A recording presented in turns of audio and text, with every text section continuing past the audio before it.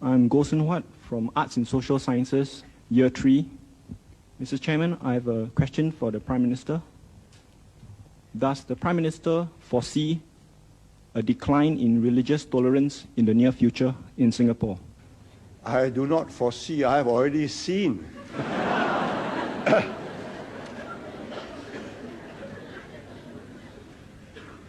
I start off with 1950. 45, I was too young, too busy with my own career. I came back and started practice in 1950. Religion was not an issue. But then you see, Islam had not gone through a resurgent phase. India had got independence, and a secular generation of leaders were in charge, Nehru.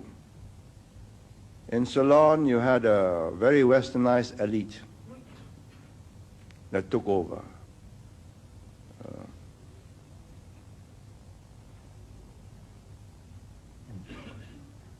Buddhist nominally, but very accommodating of other religions.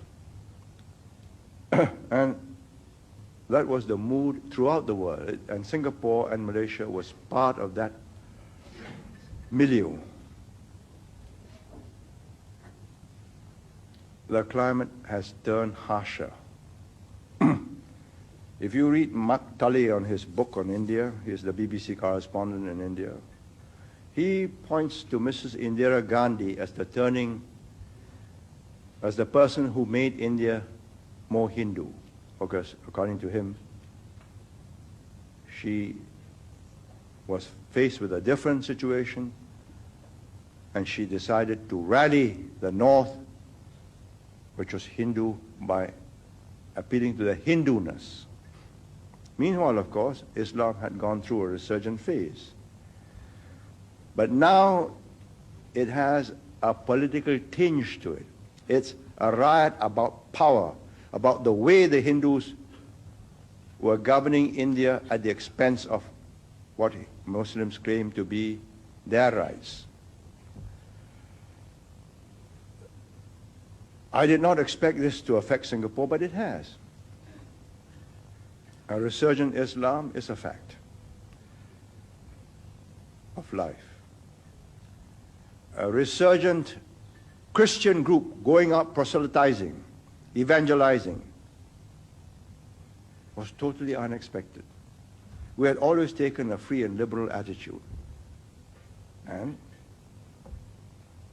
we assume that people will be sensible and live and let live. But you have this evangelist man called Seward, Nick Seward, some redemption church. What does he call himself? Seward.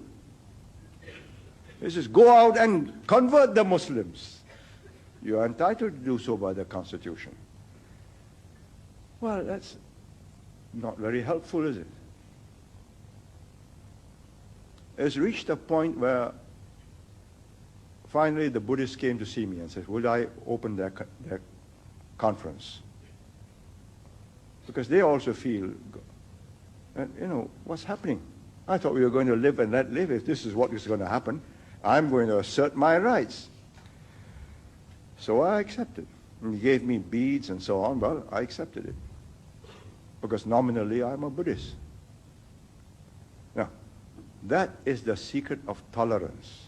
That you have a generation in charge, like me, by and large, secular in our approach, definitely in how to govern a country, and only too ready to concede the spiritual to personal beliefs, to whichever religion or religious group can convince you, provided the two are kept separate. That the religion contests your right to believe in certain values, but not to the extent that you push a government into implementing those values at the expense of other groups.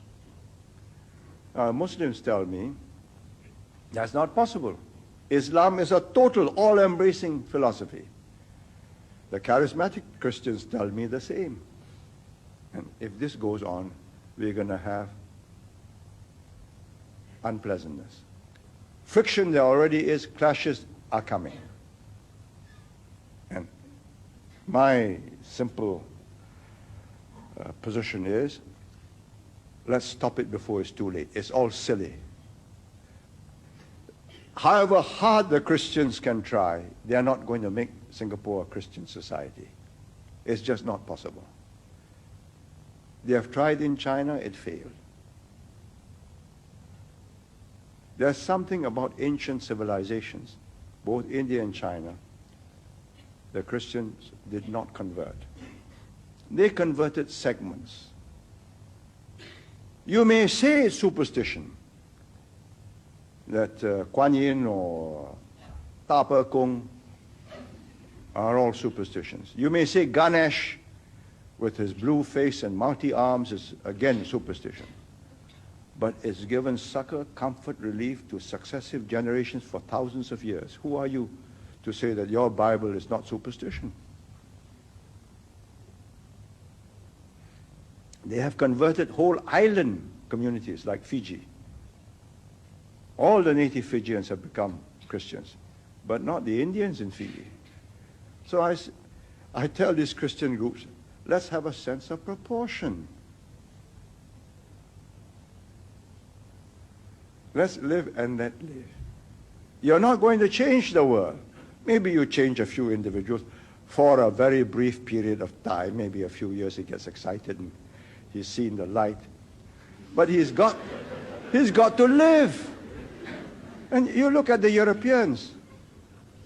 They were the earliest Christian nations. They're not excited. Their churches are being deconsecrated and becoming bingo halls. So, why do we need to be excited? But we are going through that phase, and I think sensible, sensitive, but firm government will ride this patch. Soft government, trying to accommodate everybody, will lead to big mischief.